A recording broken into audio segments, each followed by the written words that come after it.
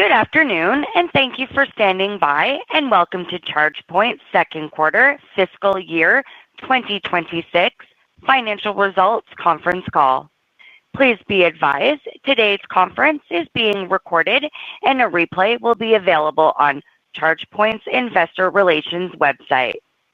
I would now like to hand the conference over to AJ Gosselin, Director of Corporate Communications.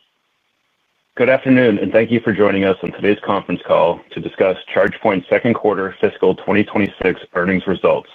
This call is being webcast and can be accessed on the investor section of our website at investors.chargepoint.com. With me on today's call are Rick Wilmer, our Chief Executive Officer, and Mansi Khetani, our Chief Financial Officer.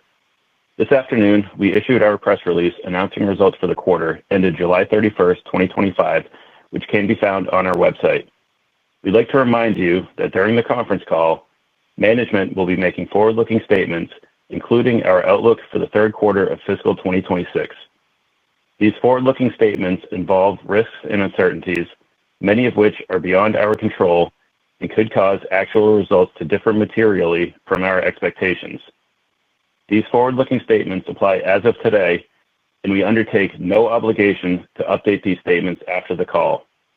For a more detailed description of certain factors that could cause actual results to differ, please refer to our Form 10-Q filed with the SEC on June 6, 2025, and our earnings release posted today on our website and filed with the SEC on Form 8-K.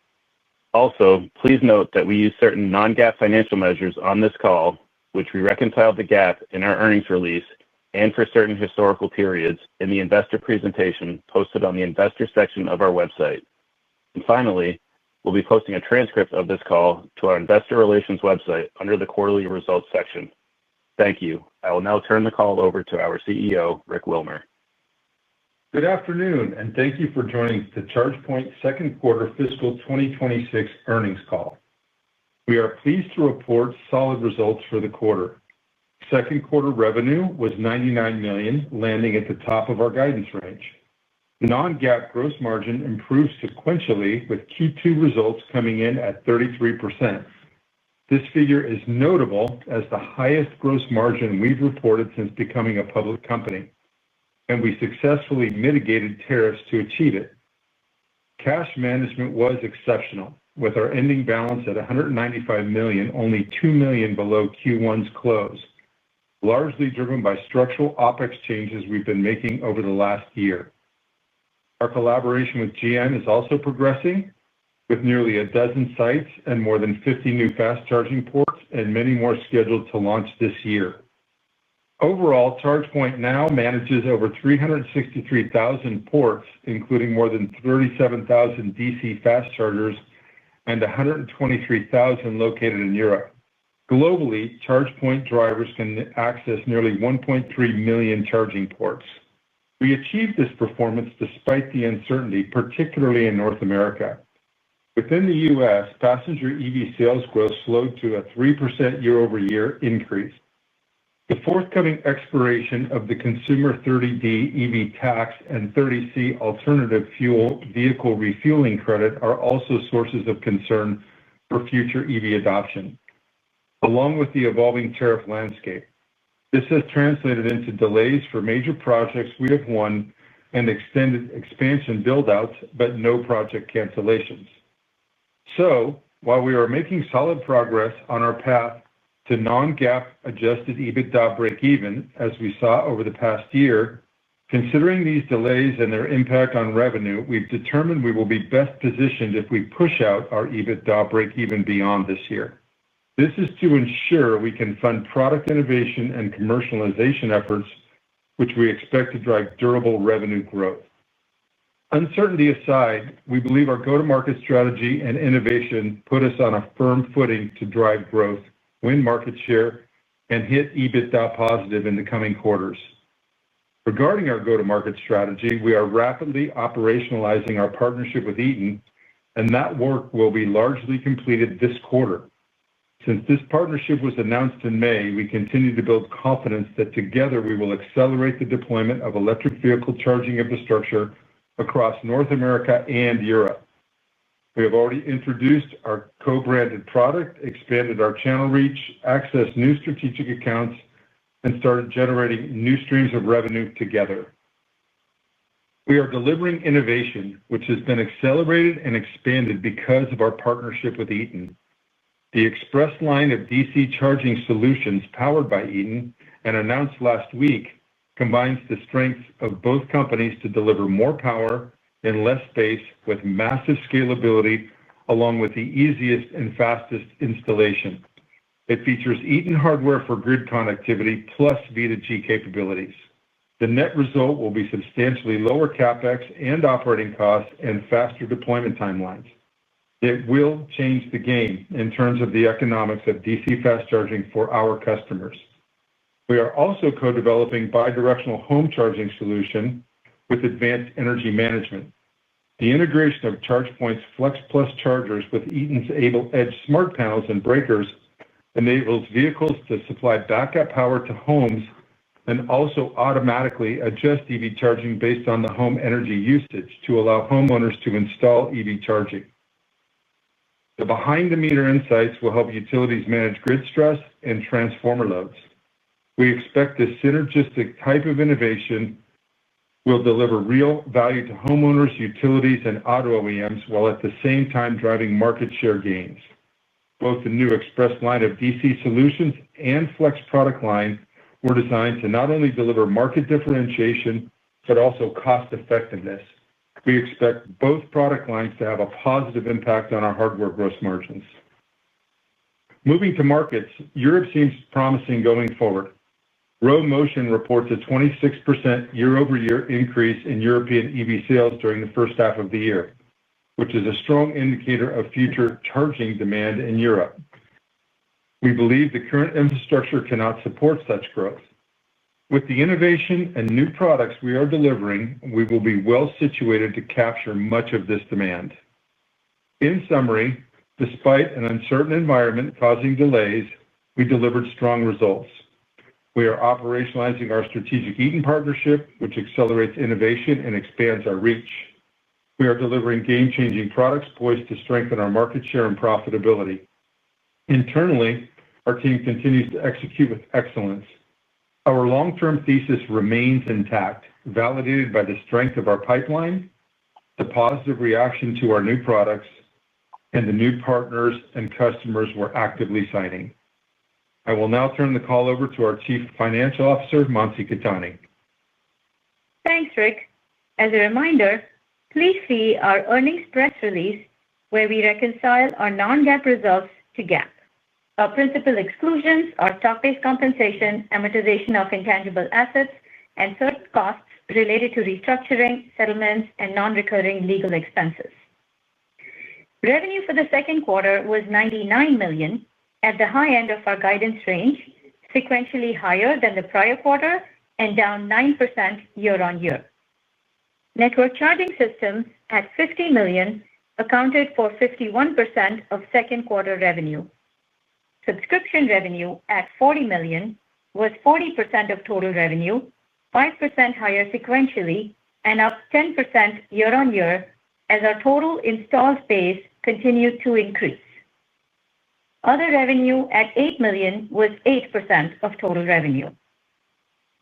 Turning to verticals, which we report from a billings perspective, second quarter billings percentages were commercial 75%, fleet 11%, residential 10%, and other 4%. From a geographic perspective, North America made up 84% of revenue and Europe was 16%. This was relatively consistent with the first quarter. Non-GAAP gross margin was 33%, growing by 3 percentage points sequentially and 8 percentage points year-on-year. This is attributable to higher hardware margins, higher subscription margins, as well as subscription revenue growing as a percentage of total revenue. I'd like to point out that this was our 7th straight quarter of sequential non-GAAP gross margin improvement. Hardware gross margin increased 1% sequentially despite the impact of higher tariffs. Subscription margin continued to grow reaching another record high of 61% on a GAAP basis and was even higher on a non-GAAP basis, reflecting economies of scale and continued optimization of support costs. Non-GAAP operating expenses were $59 million, up 3% sequentially and down 12% year-on-year. The small sequential increase this quarter was mainly due to a temporary increase in R&D spend as a result of higher NRE and contractor spend related to the development of our recently announced new AC and DC charging product architecture. This increase will persist in the third quarter, but we should see the spend gradually coming down in Q4 and then further reducing next year. We are continuing to closely manage operating expenses, balancing investments that we believe will lead to significant future growth and margin expansion, while also being mindful of current constraints. Non-GAAP adjusted EBITDA loss was $22 million. This compares with a loss of $23 million in the prior quarter and a loss of $34 million in the second quarter of last year. Stock-based compensation was $18 million, flat to last quarter and down from $19 million in the second quarter of last year. Our inventory balance remained virtually flat to the prior quarter at $212 million. While this balance didn't decrease due to existing commitments with contract manufacturers, we continue to drive towards a gradual reduction in inventory over the next few quarters, which will free up cash. Speaking of cash, we ended the quarter with $195 million of cash on hand versus $196 million in the prior quarter, resulting in cash usage of less than $2 million. This compares with $49 million of cash usage in Q2 of last year and $29 million in Q1 this year. We have been able to significantly reduce cash burn over the past few quarters, mainly due to spend reductions and working capital management. Our $150 million revolving credit facility remains undrawn, and we have no debt maturities until 2028. Turning to guidance, for the third quarter of fiscal 2026, we expect revenue to be between $90 million to $100 million. While we continue to guide cautiously given the challenging and constantly changing macro backdrop, delivering revenue growth and ultimately reaching non-GAAP adjusted EBITDA breakeven and generating positive cash flow remain our primary focus areas. As Rick mentioned, given the macroeconomic headwinds, the trajectory of revenue growth required to get to non-GAAP adjusted EBITDA breakeven in a quarter will take longer to materialize than this year, but we expect to continue to make progress towards profitability and reducing cash burn, which we have managed to do well over the past year. We will now open the call for questions. Thank you. We will now begin the question and answer session. If you would like to ask a question, please press star 1 on your telephone keypad to raise your hand and join the queue. And if you'd like to withdraw your question, again, press star 1. We also ask that you limit yourself to one question and one follow-up. Your first question comes from the line of Colin Rusch with Oppenheimer. Please go ahead. Thanks so much, guys. Now, can you just talk a little bit about what the trajectory is on OpEx? Obviously, R&D is remaining at some elevated levels along with the G&A. Just want to get a sense of how that should trend over the balance of this fiscal year. Yeah, hi, Colin. I'll take that one. Yes, as I mentioned in my prepared remarks, OpEx was slightly higher than Q1 because of some investment we did on the R&D front. We have, spend on prototyping as we're releasing these new products and releasing the new AC and DC architecture. Those are temporary one-time, if you will, NRE costs. And then we also had elevated expenses on the contractor side this quarter. Now, we expect this to persist in the next quarter because we're really in the middle of releasing all of these products. There's a lot of activity going on around that. But I think it should come down gradually in Q4 and then we'll manage it better next year. Great. And then just from a sales perspective, we all know what's going on in North America and then, kind of the digestion of the new policy. But I'm curious, in Europe, other geographies where you're seeing any potential higher growth opportunities, particularly with this Eaton relationship and global footprint there, are there other areas that you see, the products ending up that could surprise us in some way around the growth trajectory? Yeah, I think, hey, Colin, I think the overall macro conditions in Europe are looking better right now than they are in North America. Hopefully, things will start to clarify in North America once we get through the tax credit expiration in September. But in Europe, a lot of the products that are driving some of the incremental OpEx spend that Monty alluded to are targeted at Europe, where we did not have solutions to serve those use cases in the past. So the Flex product line that we've announced a month or so ago will launch in Europe here soon. In fact, we've now got inventory position in Europe to begin fulfilling early sales. And then the new DC Express architecture that we also announced will be targeted at Europe, where in the past we have not had a DC product that was developed by us available in Europe. So we are optimistic about Europe as we move forward into the new year. It's a combination of a more positive macro environment and new products to serve that market that we believe are quite differentiated. Great. Thanks so much, guys. I'll hop back in queue. Your next question comes from the line of Chris Dendrinos with RBC Capital Markets. Please go ahead. Hi, good evening, and thank you. I guess maybe to start here, I just wanted to follow up on that last question in regards to the AC architecture or the new AC launch in Europe. Can you maybe speak to the initial kind of interest levels there and mentioned inventory? I guess maybe what's the channel looking like and what has been the response from the dealer channel there? Thanks. Yeah, so it's very early, Chris. We've just moved, the first bit of inventory into Europe. We've had successful early access customers, and we're beginning to build up our channel interest and target our end customer base in 3 major geographies in Europe: the UK, France, and Germany. We've got all the approvals necessary to serve all the markets, all those different product configurations based on the requirements in each of those major European geos. So we'll be really getting clarity on the overall demand that we expect early on with this new product as we move through this quarter, but early indications have been positive. Got it. Okay. And then, maybe as a follow-up here, we're only, I guess, a month or 2 removed from the passage of the OB3, but just kind of thinking about the demand outlook and the sort of, call it, lower for longer outlook in the U.S.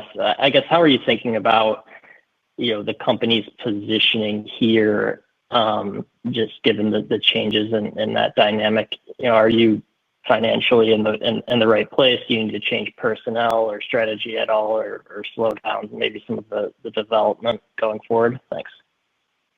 No, I think just the opposite. I mean, within the constraints of our OpEx envelope, I really believe the path to success is to deliver innovation to the market, which we've clearly been doing as we've moved through the year with some of the more significant innovations just announced recently that we mentioned a minute ago.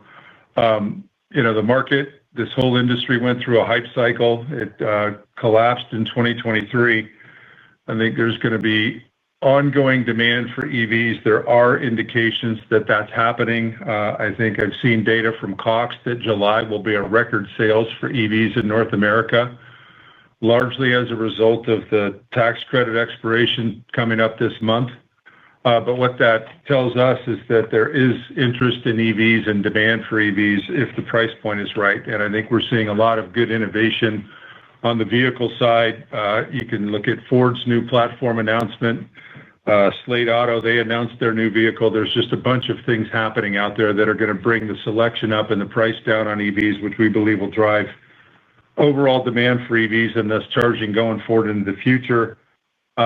This down cycle is obviously putting pressure on everybody, and I think the industry is going to ultimately consolidate as a result of that. And I believe we're in the best position to capitalize on that. We're the biggest company with the biggest balance sheet. We serve both North America and Europe. We've got a strong product portfolio spanning from home all the way up to DC fast charge, along with all the software to manage it for every use case. So I think we're in a great position going forward. Got it. Thank you. Your next question comes from the line of Mark Delaney with Goldman Sachs. Please go ahead. Yes, good afternoon. Thank you for taking my questions. I was hoping first you could elaborate more on what you're hearing from customers with respect to their project plans, in particular for North America. Rick, I think you mentioned some projects are being delayed but not canceled. Can you share more on what you think it would take for customers to move forward with those delayed projects? And then any context they're sharing about how they're thinking about project timing, especially with the 30C tax credits for charging stations set to go away? Yeah, good question. And I think there's, we've got, we're being cautious about our look forward. I think our customers are as well. They all, again, remain committed to their projects. We have literally not heard of one project cancellation. But I think once the tax credits go away and we see what that means to EV sales, you'll see some more decisiveness in the market regarding moving forward and hopefully not, canceling or pausing. But we're waiting for that to happen, to provide some clarity. Beyond that, it is the typical stuff that causes project delays. It's getting grid upgrades. It's construction timelines. It's all the things that we've historically seen in the past where customers that are doing big projects particularly often have kind of best case timelines as if everything goes well. And then a permit gets delayed, the weather disrupts a construction project, and all of a sudden things are moving out. So that factor continues to persist, but it hasn't changed much. Okay, thank you for that detail, Rick. My other question was for you, Monty, on the gross margin. Nice to see the improvement you reported this quarter. You've spoken in the past about the potential for the hardware gross margins to continue to improve as you work off inventory of older product and shift your mix toward the lower cost product that you're building with contract manufacturers. Maybe you can share more where you are in that process, and as you fully make the transition, how much do you think it could help the hardware gross margins? Thank you. Yeah, hi, Mark. So what we saw this quarter was, hardware margins improved sequentially by a percentage point, and this was because we actually did see some products coming from Asia at lower cost, but we also saw improvement in warranty costs, and we saw efficiencies in non-BOM related costs, which drove the margins up. Going forward, I think those factors will continue to benefit us, and then depending on inventory and sell-through, we should start seeing the benefit of the Asia manufacturing as well. Your next question comes from the line of Mickey Legg with The Benchmark Company. Please go ahead. Hey guys, thanks for taking my question. Want to dig in on the competitive landscape and how that's evolving a little bit. Could you talk about how you view your software and the moat you've built around that now that peers seem to be moving a bit harder into operation and software platforms? Thanks. Yeah, hi Mickey, good question. I think we've got a state-of-the-art software platform that continues to evolve and modernize. We've now got a hybrid cloud solution. The amount of AI that we're integrating into the product is very interesting and exciting. I think it's going to unleash some real value for our customers. I also believe and know, quite frankly, that we can unlock all kinds of value by having our software work with our hardware. While we're happy to have our software manage third-party hardware, which we do all the time, which is oftentimes a requirement for customers, we'll continue to do that. But we remain committed to develop hardware as well because we know that our hardware plus software, our software can create more value and do things that can't be done with just standalone software. Okay, great. That's all for me. Thanks. Your next question comes from the line of Chris Pierce with Needham & Company. Please go ahead. Hey, good afternoon, Rick and Mansi. I was just curious, at least out in California, we're seeing a lot of increased DC charging, setups, money going into DC charging. I was curious, do you think that's taking share from level two, where people thought level two might have higher share if we look back a couple of years to what people might see now, or what are you guys doing around that? Or do you think the idea behind the question is wrong? I just kind of get a sense of level two demand, DC charging demand, how you're kind of fitting both those buckets and what you're seeing.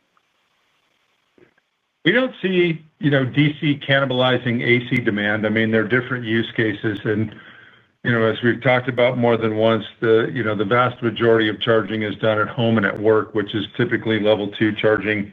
On the financial side, though, we are seeing a lot of interest, or a reasonable amount of interest, I would say increased interest, from financing partners behind, DC fast charging for general public charging. We've had some good success with partners that we've found that want to work with us to deploy DC fast charging for general public.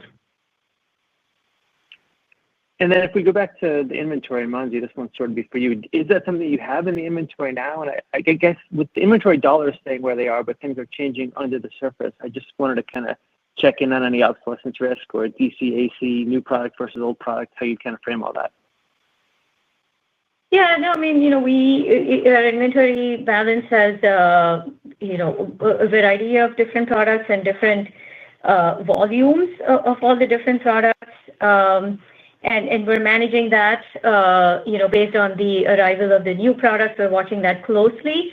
Again, the release dates of the new products and the general availability and, increased volume is going to take some time, and we're kind of watching each product level with their release date and inventory balance and managing that.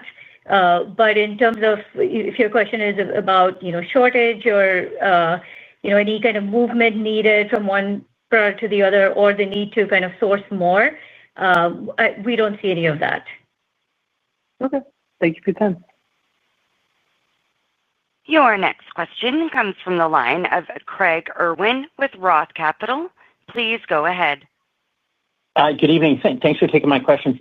So cash use this quarter was really tight, right? You guys have been squeezing a lot of cash out of, receivables, inventories, prepaid. Payables. Everything was a contribution this quarter. Can you talk about the ability to continue squeezing the balance sheet for cash? And the new products that are launching for the end of the year, do they need a cash contribution for inventory for us to see the revenue start to ramp, or can that be offset by continued progress bringing down balances from other products? Yeah, hi, Craig. So I think there may be quarterly fluctuations in cash usage. Obviously, Q2 was fantastic in terms of cash usage. We used less than $2 million, but there may be slight quarterly fluctuations depending on the timing of receivables, payables, sale of inventory, etc. But we do anticipate that the overall trend of declining annual cash usage will continue, and it's entirely possible that because of our capital-light business model, we might get to the point where we generate cash in a quarter before we achieve EBITDA profitability. And we anticipate that we will particularly benefit from this when we start to bring inventory balance down. In terms of the new products, I don't think it will impact inventory because I think the overall inventory reduction trajectory should still happen, and it should release cash because obviously the inventory number as it stands now is pretty high. The other comment I'll make, Craig, is that the supply chain timelines or lead time is pretty balanced with the sales cycles now in many cases. So unlike the COVID days, for example, we don't need to build far in advance of demand such that we can adhere to customer lead time requirements. We can balance that pretty effectively now.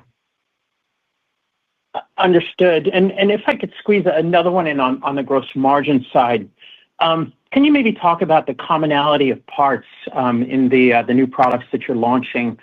I know a lot of your products introduced to date have had substantial commonality in the architecture and components to drive purchasing leverage. Is there maybe a change in architecture or an evolution here?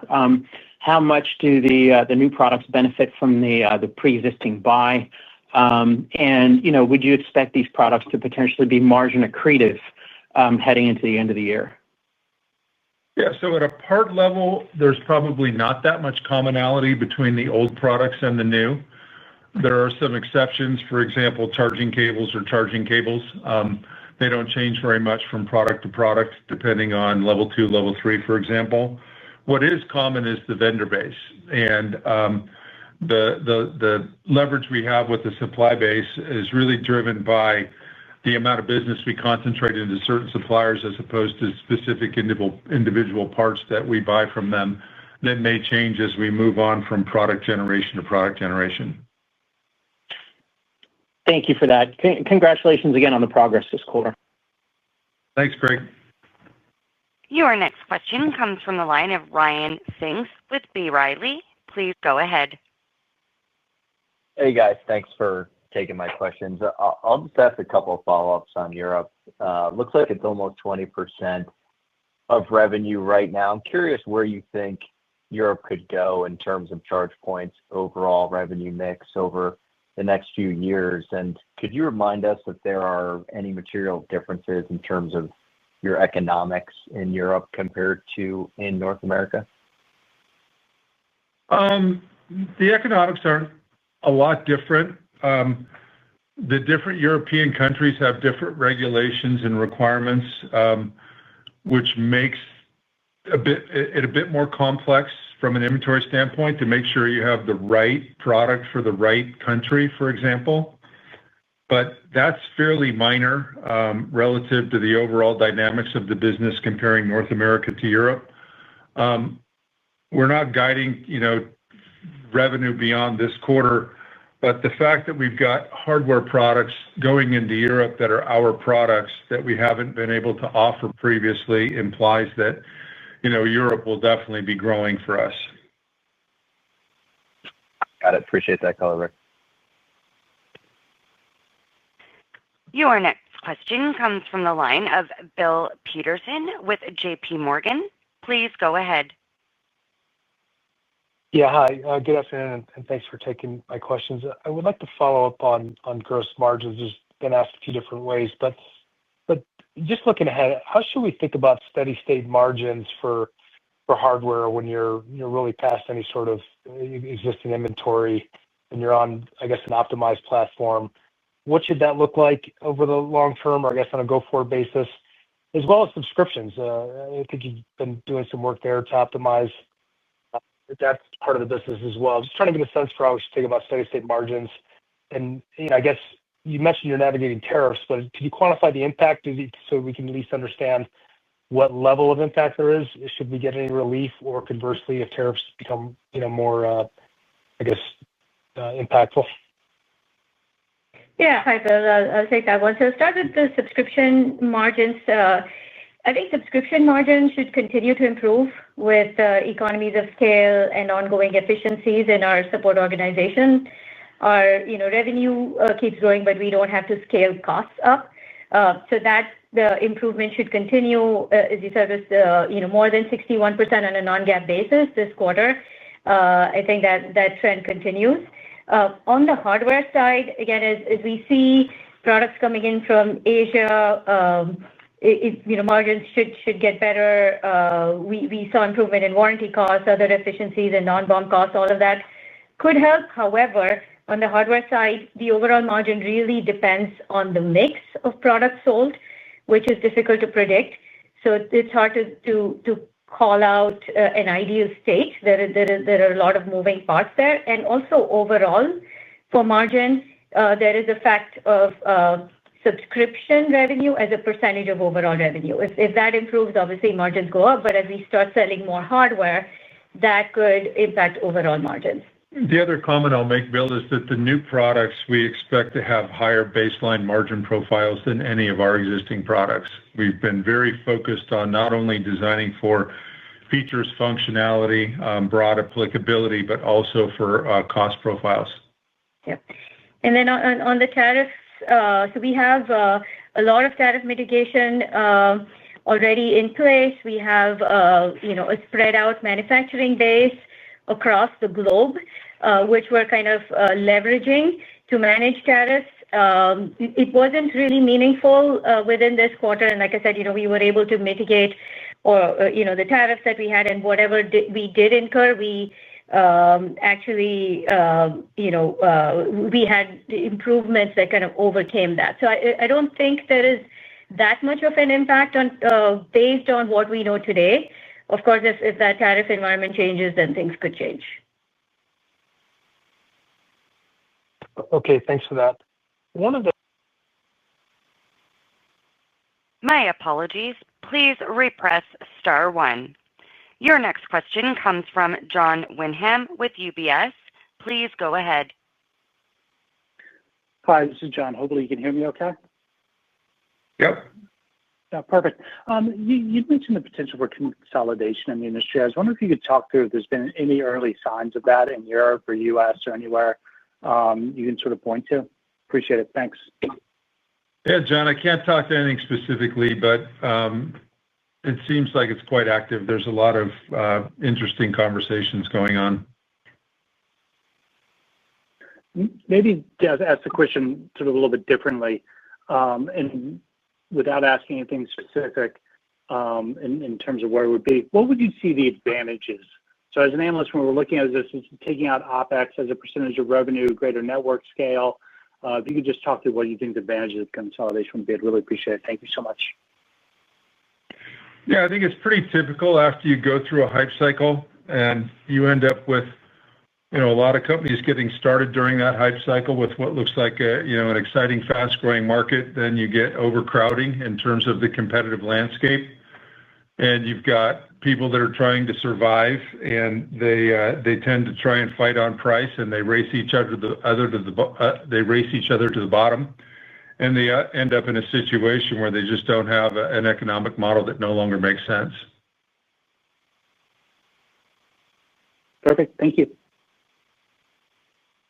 Your next question comes from the line of Ryan Pfingst with B. Riley. Please go ahead.